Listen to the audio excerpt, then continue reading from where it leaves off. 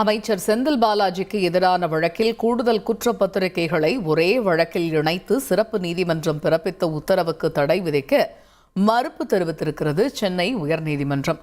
இது பற்றிய முழு விவரங்களை அறிவோம். எமது செய்தியாளர் சுரேஷ் இணைகிறார். சுரேஷ், வணக்கம். இந்த விவகாரத்தின் முழு பின்னணி என்ன, விவரிங்க.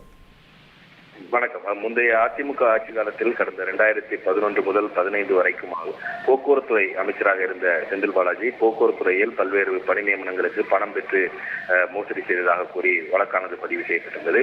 இந்த வழக்கில் உச்சநீதிமன்றம் மற்றும் உயர்நீதிமன்றம் பிறப்பித்த உத்தரவின் அடிப்படையில் மத்திய குற்றப்பிரிவு காவல்துறையினர் மேல் விசாரணை நடத்தி செந்தில் பாலாஜி உள்ளிட்ட 2000க்கும் மேற்பட்டவர்களுக்கு எதிராக கூடுதல் குற்றப்பத்திரிகைகளை தாக்கல் செய்திருந்தது.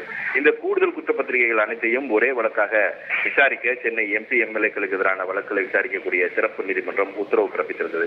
இந்த உத்தரவை எதிர்த்து ஊழல் எதிர்ப்பு இயக்கம் என்ற அமைப்பின் சார்பில் சென்னை உயர்நீதிமன்றத்தில் மனு தாக்கல் செய்யப்பட்டிருந்தது. இந்த மனு நீதிபதி இளந்திரையன் முன்பு விசாரணைக்கு வந்தது. அப்போது மனுதாரர் தரப்பில் ஆஜரான வழக்கறிஞர் போக்குவரத்துறையில் ஒவ்வொரு பதவிக்கும் பணம் பெற்றது தொடர்பாக தனித்தனியாக கூடுதல் குற்றப்பத்திரிகையை காவல்துறையினர் தாக்கல் செய்திருக்கக்கூடிய நிலையில் அவற்றை தனி வழக்காகத்தான் விசாரித்திருக்க வேண்டுமே தவிர ஒன்றாக இணைத்திருக்க கூடாது.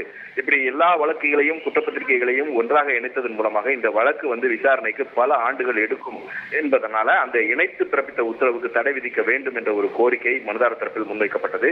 அந்த கோரிக்கையை ஏற்க மறுத்த நீதிபதி இந்த கூடுதல் குற்றப்பத்திரிகைகளை ஒரே வழக்கில் இணைத்து சிறப்பு நீதிமன்றம் பிறப்பித்த உத்தரவுக்கு தடை விதிக்க முடியாது என்று சொல்லி இந்த மனுவுக்கு மார்ச் 13ஆம் தேதிக்குள் பதிலளிக்க வேண்டும் என்று காவல்துறைக்கு உத்தரவிட்டு விசாரணையை அன்றைய தினத்திற்கு தள்ளி வைத்திருக்கிறார்.